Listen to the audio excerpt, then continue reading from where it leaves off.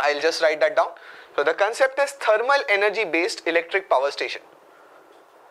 Thermal energy based electric power station.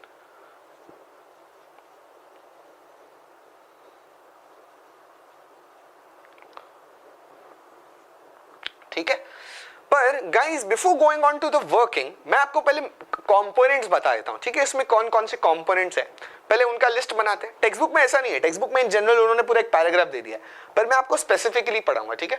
पहले मैं आपको कंपोनेंट्स बताऊंगा क्या क्या है, उसके बाद मैं आपको बताऊंगा कि वर्किंग कैसा होता है, ठीक है। सो कंपोनेंट्स में हमें देखना है, there are lot of components here, I will make a list of them. So आप देख सकते हो, सबसे पहले चलते हैं बॉयलर पे। इसे कहते हैं बॉयलर, ठीक है। जो मैंने बॉक्स बनाया है इसे क्या कहते हैं, इसे कहते हैं बॉयलर। बॉयलर का क्या काम होता है आपको पता है? बॉयलर का काम होता है पानी को गर्म करना, राइट। गांव में या शहर में भी लोगों के पास गीजर होता है या बॉयलर होता है, राइट। बॉयलर में क्या होता है, पानी गर्म होता है, वही यहाँ होने वाला है, पानी गर्म होने वाला है, वो हम देखेंगे कैसा होगा। बट सबसे पहला the first component is you need to have a boiler, ठीक है। Second is you need to have a turbine. Steam turbine मैंने यहाँ लिखी है, टर्बाइन। टर्बाइन क्यों होती है? टर्बाइन हमें पता है जब टर्बाइन घूमती है तो वो जनरेटर को चलाती है, राइट, और जनरेटर इलेक्ट्रिसिटी प्रोड्यूस करता है, राइट। वही यहाँ पर हो रहा है, ये टर्बाइन घूमने वाली है। टर्बाइन में ब्लेड्स लगे हुए होते हैं दोस्तों, राइट। अब ये टर्बाइन कुछ इस तरह से दिखाई जाती है, इसमें मैंने ब्लेड्स नहीं दिखाए, ठीक है, अंदर ब्लेड्स है इसके मगर। तो ये टर्बाइन और टर्बाइन लगी जनरेटर को, तो सेकेंड कॉम्पोनेंट आई कैन से is the turbine and the turbine which drives the generator. So third component is the generator. Okay, come to the fourth component. Fourth component is a condenser. What do you mean by condenser? मैं समझाऊंगा क्या होता है condenser. Basically condenser का short form, मतलब rough language में condenser का होना, तो कंडेंसर मतलब होता है कूलर। बॉयलर का मतलब होता है हीटर, राइट। तो कंडेंसर उसका एग्जैक्टली उल्टा, कंडेंसर का मतलब होता है कूलर, ठीक है। तो मैं ब्रैकेट में लिखता हूं, ये एग्जाम में मत लिख के आ जाना वरना गड़बड़ हो जाएगी। चाहे तो लिख भी सकते हो, पर हमारे समझने के लिए लिख रहा हूं। बॉयलर का काम है हीट करना, तो मैं इसे हीटर कह दूंगा। कंडेंसर का काम है कूलर, ठीक है, कूल करना, ठंडा करना किसी भी चीज को। अब वो क्या ठंडा करता है, किसे ठंडा करता है, मैं आपको बाद में बताऊंगा। Now come to the fifth component. So fifth component out here is called as stack. ये भी क्या होता है मैं आपको बताऊंगा। सिक्स्थ कंपोनेंट इज, वहां पर कोने में चलते हैं, कूलिंग टावर।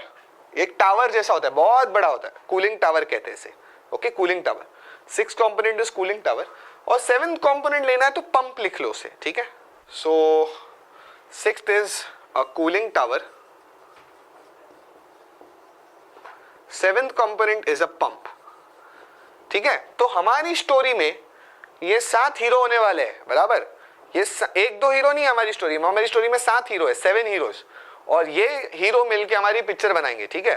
तो कंपोनेंट में से हमें ये समझ में आ गया कि हीरो कौन है, विलन कौन है, हीरोइन कौन है, सब समझ में आ गया। अब हम देखेंगे वर्किंग कैसा है। पिक्चर के कैरेक्टर तो समझ में आ गए, अब पिक्चर की कहानी देखेंगे, okay. Guys let us try and understand the working, okay. अब तक हमने कंपोनेंट्स पढ़ लिए, now let's start with working. Now working is slightly difficult, आपको ध्यान से सुनना पड़ेगा अगर आपको वर्किंग समझनी है तो, ठीक है। I will take you through step by steps, और कुछ पॉइंट्स भी हम नीचे लिखते जाएंगे ताकि हमारी कंसेप्ट भी क्लियर हो जाए, okay. So I will start my working from here. वैसे तो आप कहीं से भी स्टार्ट कर सकते हो पूरे साइकिल में, पर मैं यहां से स्टार्ट करता हूं, ठीक है। दोस्तों, water, liquid water enters the boiler, ठीक है। वो बॉयलर में एंटर करता है, और बॉयलर में आने के बाद क्या हो जाएगा, वाटर गर्म हो जाएगा, राइट। और वाटर इतना गर्म हो जाएगा कि जो वाटर है वो बन जाएगा स्टीम। आपको पता है जब पानी को गर्म करो तो फाइनली वो बन जाता है वाटर वेपर या स्टीम जिसे कह सकते हैं, ठीक है, ठीक है। So I can say liquid water enters the boiler and due to the heat gets converted to steam. वो स्टीम में बन जाता है, ठीक है, gets converted to steam. Fine. और ये जो स्टीम है ना दोस्तों, वो सिर्फ स्टीम नहीं है, वो बहुत गर्म स्टीम है, राइट, क्योंकि गर्म पानी होते जा रहा है। So this steam is at a very high pressure and temperature. Okay, so this gets converted into steam. Into bracket I'll write down which is at high temperature and pressure.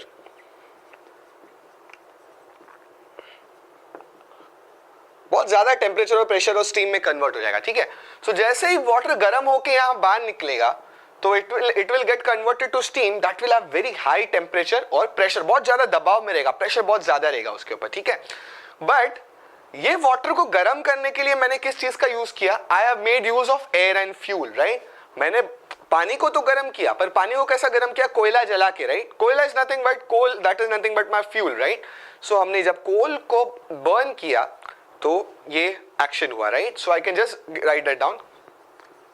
This heat is given by the burning of coal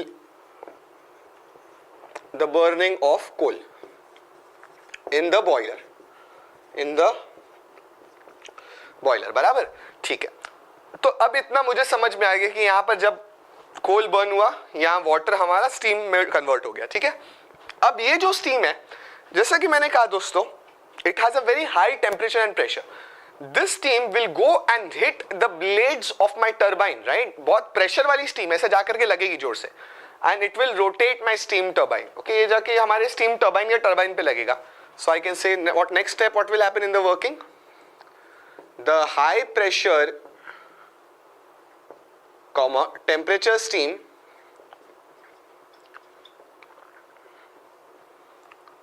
will hit the blades, or I can say will drive the turbine. वो turbine को चलाने लगेगा. Okay, will drive the turbine and the turbine will drive the generator. बराबर, क्योंकि turbine से generator connected होता है. So turbine will drive the generator that will produce electrical energy. Okay, the turbine drives the, I may say, drives what? It drives the generator which produces what? Which energy? Electrical energy. Which produces electrical energy. ठीक है, समझ में आया क्या हो गया? बराबर. तो हमें यहाँ पर जनरेटर पे इलेक्ट्रिकल एनर्जी मिलना शुरू हो गई. इलेक्ट्रिकल एनर्जी दिखाना है तो you can show that by a wave. Okay, AC electrical energy मिल सकती है, चाहे तो ऐसा दिखा सकते हो. तो मैंने पहले दिखाया नहीं था. राइट, एक पॉजिटिव वेव मिलेगी, एक नेगेटिव वेव मिलेगी, so and so fourth. Right, तो हमें इलेक्ट्रिकल एनर्जी जनरेटर देगा.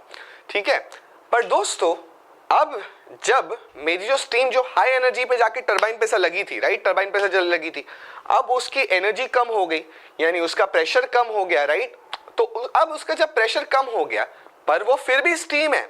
बराबर, जब वो स्टीम टरबाइन से बाहर निकली तो अब वो वाटर नहीं है, वो स्टीम अभी भी स्टीम ही है. ठीक है, तो अब इस स्टीम को हमें ठंडा करना है. क्या करना है? स्टीम को ठंडा करना है. अगर मैं स्टीम को ठंडा करूंगा गाइस, वाटर वेपर को ठंडा करूंगा तो वापस वो लिक्विड बन जाएगा. राइट, तो उसे ठंडा हम कहां करेंगे पता है? कंडेंसर में ठंडा करेंगे. इसे कहते हैं condenser. This is called as a condenser. कैसा ठंडा करेंगे आप देखो, जब अंदर जाएगा तो स्टीम होगा, पर ठंडा होके वाटर बाहर निकलेगा. Right, so I can say the steam is cooled in the condenser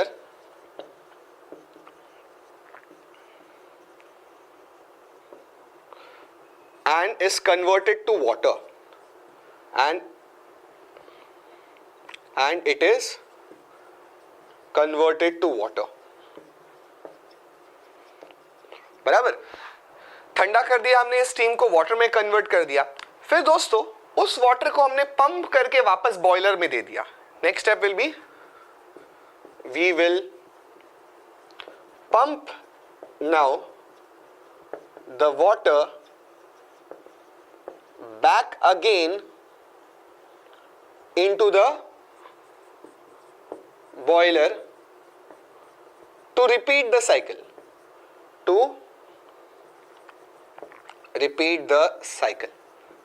फिर से साइकिल हमारी रिपीट हो जाएगी.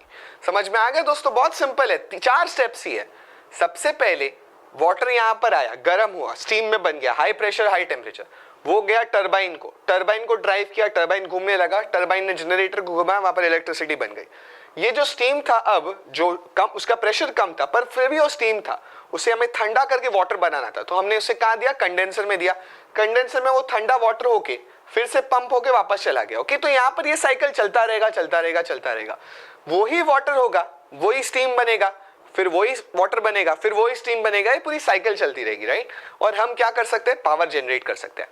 बट काफी सारी चीज तो हमने कंपोनेंट्स कवर कर लिए, बॉयलर कवर कर लिया, टरबाइन कवर कर लिया, जनरेटर कवर कर लिया, कंडेंसर कवर कर लिया, पंप कवर कर लिया, राइट। अब बचा क्या?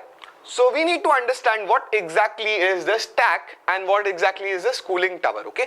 तो वो भी समझ लेते हैं। So about cooling tower guys, cooling tower क्या करेगा पता है? ठंडा पानी हमें हमारी स्टीम को ठंडा करने में मदद करेगा। देखो कूलिंग टावर का काम क्या है, ये इसको ठंडा रखना। कंडेंसर बेसिकली क्या कर रहा है, स्टीम को कन्वर्ट कर रहा है वाटर में, तो उसे ठंडा करने के लिए हमें पानी सर्कुलेट कराना पड़ेगा, राइट, कंडेंसर के थ्रू। तो वो जो कंडेंसर के थ्रू पानी सर्कुलेट हो रहा है, देखो अगर कोई ये हाथ अगर मेरा गर्म है बराबर, और मैं ये हाथ अगर ठंडा है ऐसा लगाता हूँ, चिपकाता हूँ, तो क्या होगा, जो गर्म हाथ है वो भी ठंडा हो जाएगा, राइट, बराबर।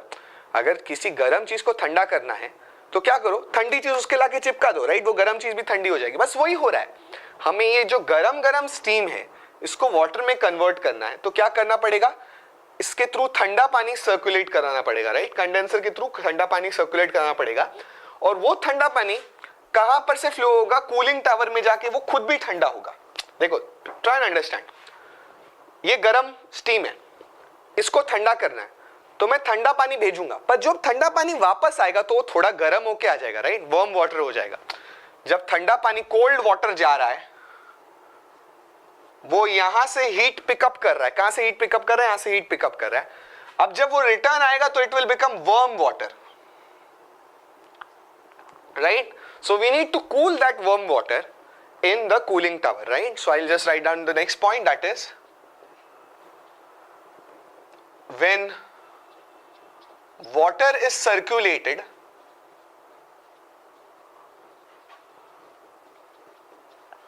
in the condenser,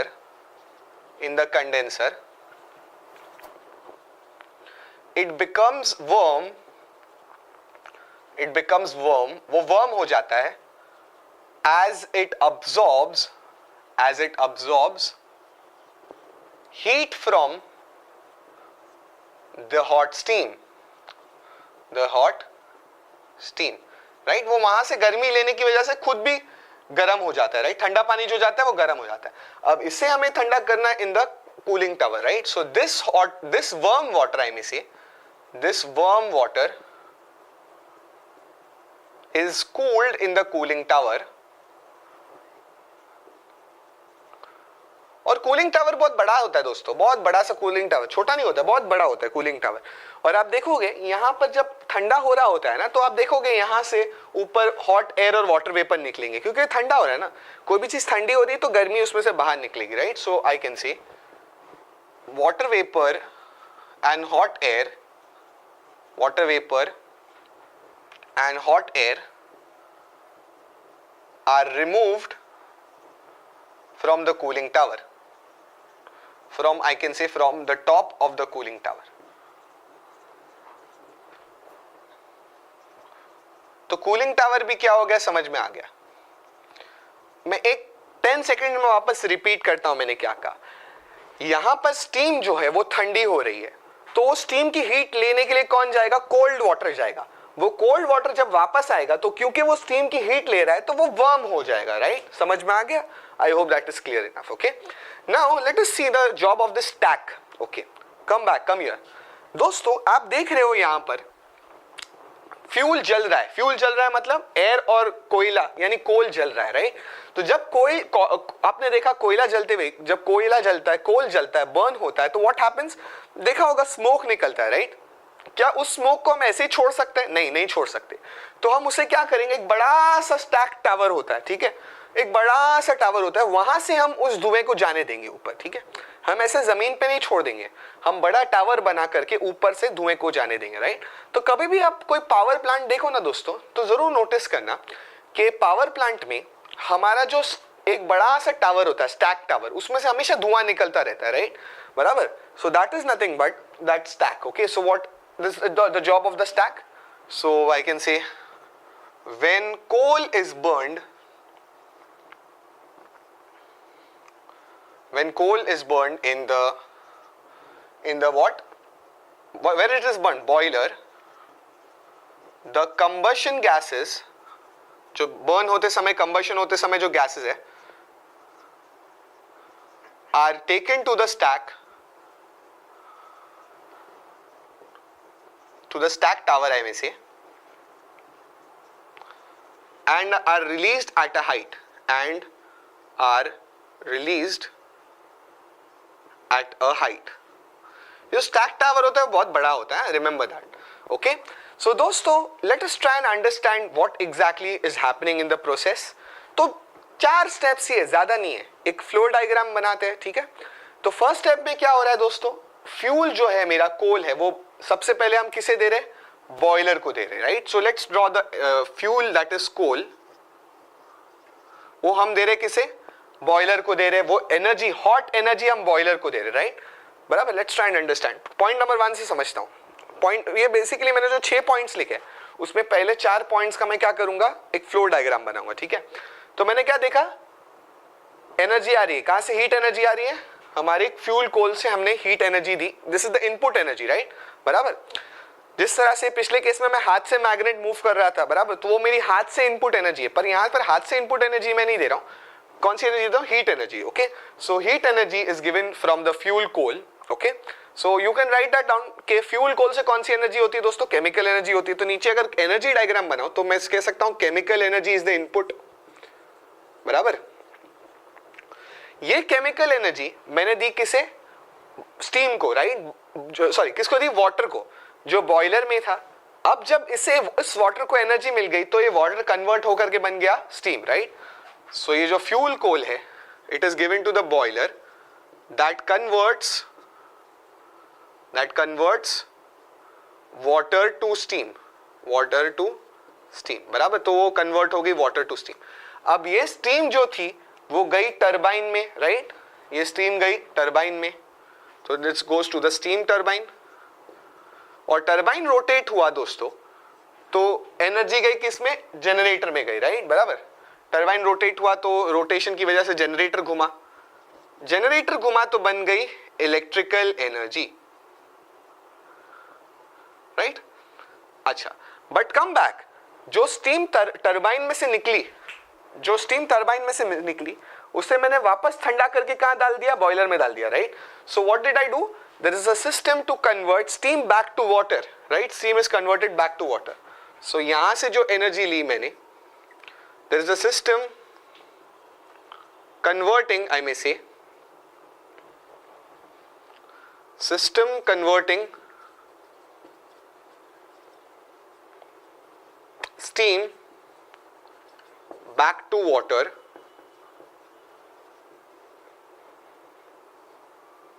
right. और फिर से हम उसे किसे दे देंगे, बॉयलर को दे देंगे, right. we'll give it back to the boiler again. okay, so basically what is happening in this process, जो केमिकल एनर्जी है मेरे कोल की, that is first getting converted to what, heat, right. Heat मतलब जिसको burn किया तो वो बन गई थर्मल एनर्जी. अब मैं एनर्जी डायग्राम बना रहा हूं, ठीक है.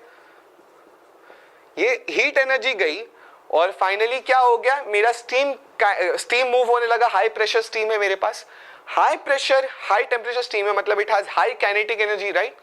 ये जो गर्मी थी, किसकी गर्मी थी, जो मैंने हीट एनर्जी दी, थर्मल एनर्जी थी कोल की, वो अब बन गई kinetic energy of steam, right. Steam fast हो गई, मूव होने लगी. सो ये बन गई, शॉर्ट फॉर्म में लिखता हूं, काइनेटिक एनर्जी ऑफ स्टीम. ये स्टीम मैंने दी टरबाइन को, तो टरबाइन घूमने लगा मतलब कौन सी एनर्जी, काइनेटिक एनर्जी, राइट. तो ये स्टीम एनर्जी बन गई काइनेटिक एनर्जी ऑफ टरबाइन. और जैसे ही टरबाइन घूमने लगा तो टरबाइन ने अपनी एनर्जी किसे दी, जनरेटर को दी, राइट. तो जनरेटर के पास कौन सी एनर्जी होती है, जनरेटर के पास होती है इलेक्ट्रिकल एनर्जी, राइट. तो फाइनली मेरे पास बन गया इलेक्ट्रिकल एनर्जी. सो बेसिकली यही कंसेप्ट है. आई होप समझ में आ गया. मैं चाहिए तो ये एनर्जी डायग्राम को सेपरेट कर देता हूं. नीचे वाला एनर्जी डायग्राम है और ऊपर वाला बेसिकली हमारा लेआउट है. ठीक है. So this is the whole process of energy generation. थोड़ा सा बड़ा है पर कंसेप्चुअली आपको समझ में आया होगा. Okay, so make a note of this. This is the concept of generation of electric power from thermal power plant. Okay, फिर मैं आपको बताऊंगा कि ये मेथड्स के कुछ डिसएडवांटेजेस भी है. We'll write them down later. Guys, now we have studied in detail what exactly is a thermal power plant. Now it's time to study what are the problems associated with thermal power plant, right? मैंने कहा thermal power plant बहुत अच्छा होता है, electricity तो देता है, पर उसके साथ साथ कुछ प्रॉब्लम्स भी आती है. Let us discuss the disadvantages or problems with thermal power plant. Okay, there are three main problems which we need to discuss. The first problem is that आपको पता है थर्मल पावर प्लांट में कोल Burns, right, बराबर. कोल burn होता है, उसकी वजह से स्मोक निकलता है और एयर पोल्यूशन होता है, right. So the first point I can से एयर पोल्यूशन इज कॉज्ड, मैं सिर्फ पॉइंटर्स लिखूंगा, डिटेल सेंटेंस नहीं लिखूंगा, ठीक है. Is caused due to the burning of coal, due to the burning of coal. और जब दोस्तों कोल बर्न होता है तो बहुत सारे हार्मफुल गैसेस निकलते हैं, जैसे carbon dioxide, sulphur oxide, nitrogen oxide, ये सब हार्मफुल चीजें निकलती है. ओके, बहुत डेंजरस होती है हमारे एयर के लिए. Okay, so I can say harmful gases are released. Harmful gases like carbon dioxide, कभी कभी कार्बन मोनोऑक्साइड भी निकलता है दोस्तों. Carbon dioxide, sulphur oxide, and I may say nitrogen oxide are released. तो ये सब हमारे एयर पोल्यूशन क्रिएट करते हैं. सिमिलरली दोस्तों, ये तो एयर पोल्यूशन क्रिएट करते ही करते हैं, पर जब कोल बर्न होता है तो आपने देखा है पीछे जब कोयला जलता है तो पीछे राख रह जाती है, राइट, बराबर. राख पता है, जब कोयला जलता है तो पीछे पाउडर रह जाता है. उसी तरह से यहाँ पर भी पाउडर रह जाता है. इस पाउडर को कहते हैं सूट. क्या कहते हैं इसे? सूट. तो ये जो सूट पार्टिकल्स होते हैं ये भी हमारे एयर में निकल जाते हैं, राइट, या एयर को हम दे देते हैं. तो क्या होता है, उसकी वजह से एयर पोल्यूट होती है और उसकी वजह से guys there is lot of health problem. अगर वो छोटे छोटे पार्टिकल्स अगर आपकी सांस में चले गए तो it's very dangerous. You can even suffer from asthma और diseases like that. Okay, so I can say soot particles are released to the atmosphere,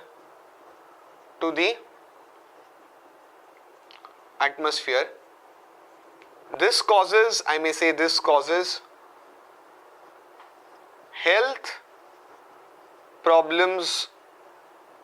This problems into bracket I can say respiration problems. Okay, respiration, सांस लेने में तकलीफ हो सकती है अगर बहुत सारे सूट पार्टिकल्स हो तो, ठीक है, फाइन.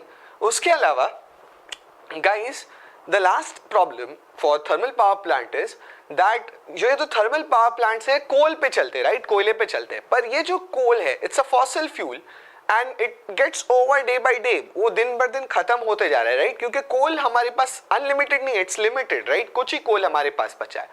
तो ये जो कोल रिजर्व है आहिस्ते आहिस्ते खत्म होते जा रहे हैं. हेंस अब हमें इन, अगर जस्ट इमेजिन अ डे, अगर सब कुछ कोयला खत्म हो गया, कोल खत्म हो गया, तो थर्मल पावर प्लांट में नहीं चल पाएंगे, right, because thermal power plant चलते ही कोयले पे, right. So hence I can say the third problem is coal reserves are getting depleted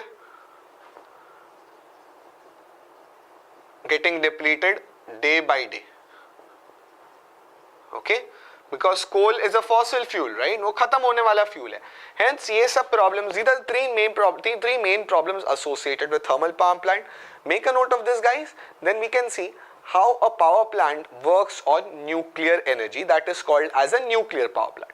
In the previous concept we had seen how to generate power from thermal power plant, right. अब हम देखने जा रहे हैं power plant based on nuclear energy. तो अब thermal energy use नहीं कर